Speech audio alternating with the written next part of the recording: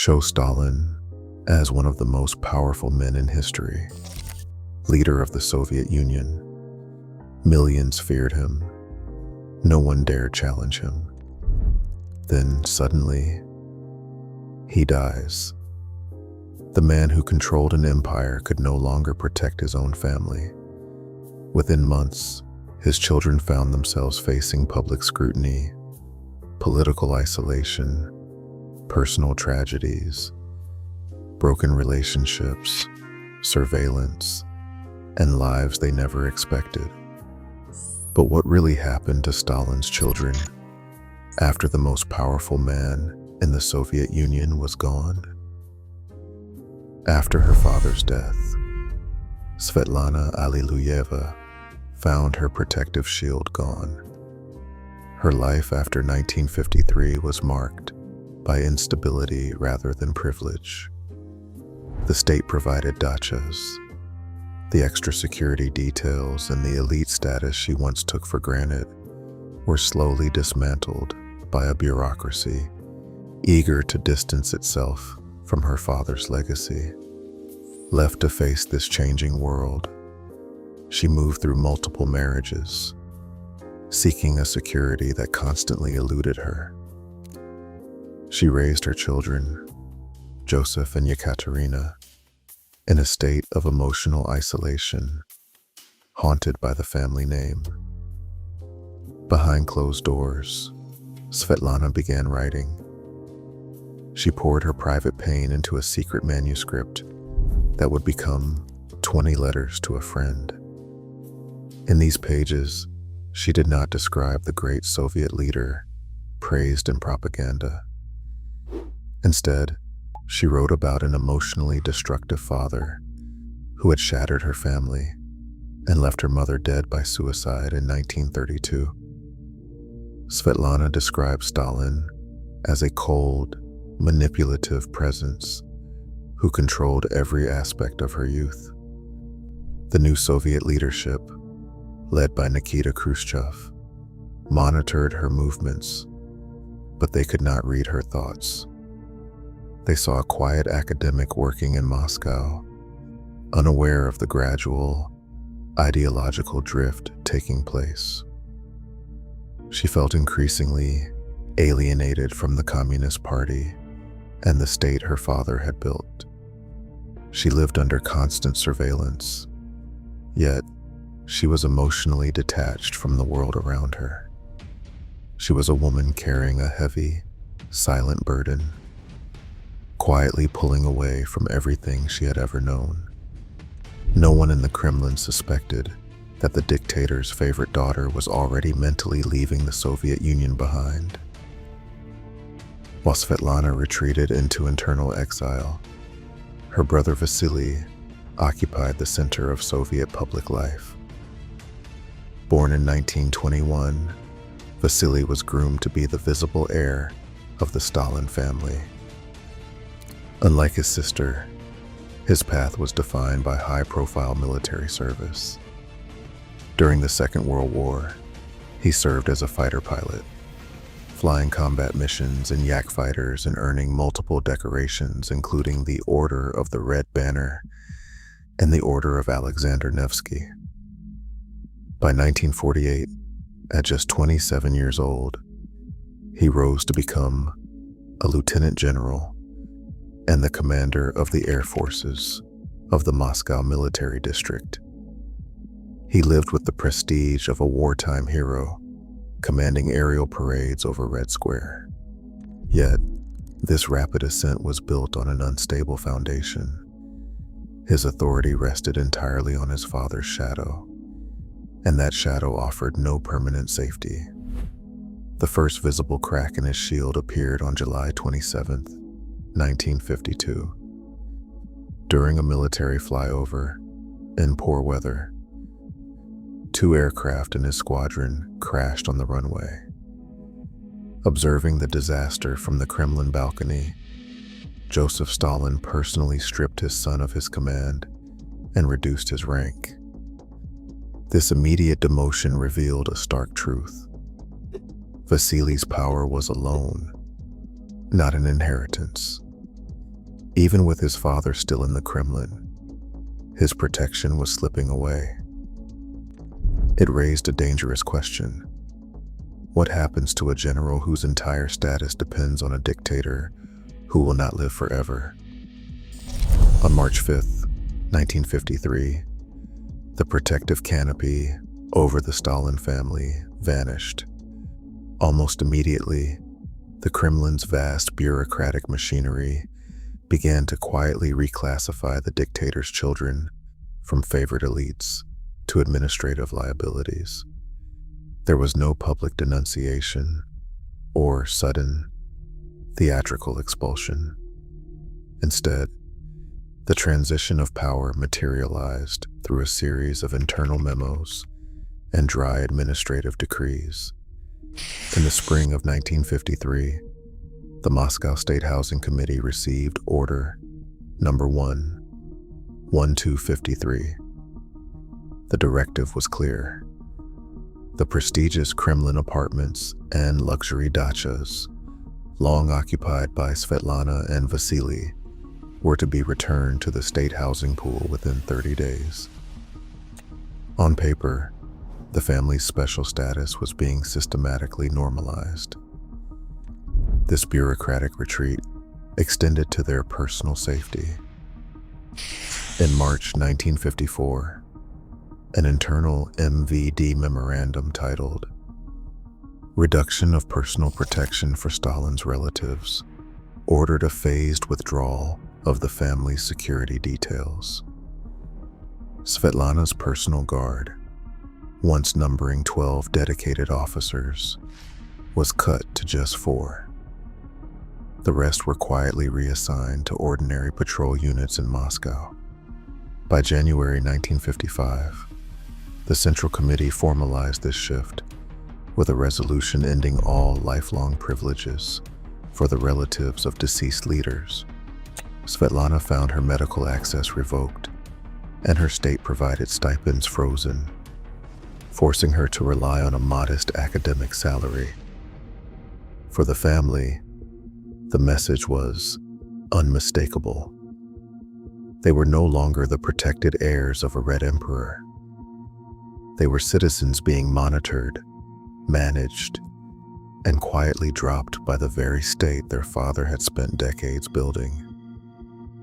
On February 25th, 1956, during a closed session of the 20th Party Congress, Nikita Khrushchev delivered a 4-hour speech that shattered the legacy of Joseph Stalin. He denounced the cult of personality, the mass arrests, and the executions that had defined his predecessor's rule. For the Soviet public, the speech was a shocking revelation. For Stalin's children, it was the moment their surname transformed from a symbol of absolute power into a public brand of shame.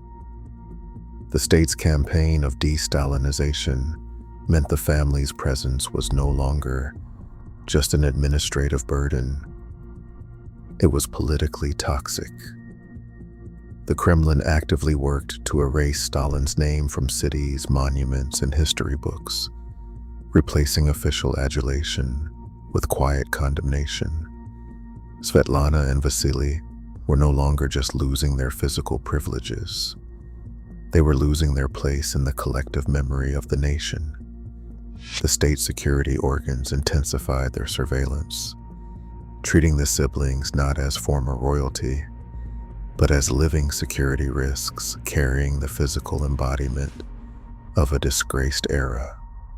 A secret state directive soon prohibited the public use of the Stalin surname by his descendants, legally forcing them to register under the original family name, Jugashvili. The identity they had spent their lives navigating was being rewritten by the state. This left Svetlana and Vasily to carry the psychological weight of a father whom the empire now officially blamed for its darkest chapters. Once the state itself condemns the dictator, who is left to protect his children from the system he built? On April 28th, 1953, less than 2 months after Joseph Stalin's death, Vasily's descent became absolute. State security agents arrested him at his home. The charges, disclosing state secrets, embezzlement, and abuse of military command, carried a swift and heavy price. There was no public trial, no grand defense, and no mercy from the new regime. The state stripped him of his military ranks, his medals, and his surname. Inside the damp walls of Vladimir Central Prison, case file number 5/1953-041 did not belong to Vasily Stalin. He was registered under the forced alias Vasily Pavlovich, a prisoner of the very system his father had perfected. Behind those stone walls, physical confinement and severe addiction fed into one another. Prison medical records from the series Med Vlad 1953-1960 cataloged a rapid decay, chronic hepatitis, liver cirrhosis, and repeated episodes of acute alcohol withdrawal. Guards and fellow inmates observed a disgraced general who would trade anything for vodka, using alcohol to dull the pain of a life systematically dismantled. The emotional fallout of his collapse was absolute. His marriages lay in ruins, his children were estranged, and his phone calls went unanswered. He was entirely alone. On January 11th, 1960, the Kremlin granted a conditional clemency, but it offered no path to redemption. Released from prison, Vasily was immediately exiled to the provincial city of Kazan, allotted a cramped apartment, denied his veteran benefits, and stripped of his financial lifelines. He lived under constant, suffocating KGB surveillance. In Kazan, his isolation and drinking only intensified, cementing his physical ruin. His final collapse took only 2 years. On March 19, 1962, Vasily died in exile at the age of 40. The official death certificate listed acute alcohol intoxication combined with chronic liver disease, a quiet end to a highly visible life. He was buried in Arsko Cemetery under the surname Jugashvili. The Soviet state had stopped merely ignoring the dictator's son. They had successfully erased him. In May 1971, Svetlana gave birth to a daughter in the United States, named Olga Peters. Raised far from the Kremlin, she grew up under the shadow of a name her mother desperately tried to outrun. As an adult, she legally cast off her birth name, remaking herself as Chris Evans. Today, she runs a Buddhist-inspired antique shop in Portland, Oregon, sporting tattoos and living a quiet, eclectic life completely detached from Soviet history. For Evans, emotional survival required total reinvention, turning her back on the bloodline entirely. Yet, other descendants chose to fight. Yevgeny Jugashvili, the son of Stalin's eldest son Yakov, took the opposite path. Instead of seeking anonymity, Yevgeny became a fierce public defender of his grandfather's legacy. He spent decades filing lawsuits against journalists and historians who described Stalin as a mass murderer, clinging to the surname as a badge of honor. When Yevgeny died in Moscow in 2009, he left behind a life defined by a relentless battle to rehabilitate a tyrant. These divergent paths transformed the family legacy into a profound conflict of identity.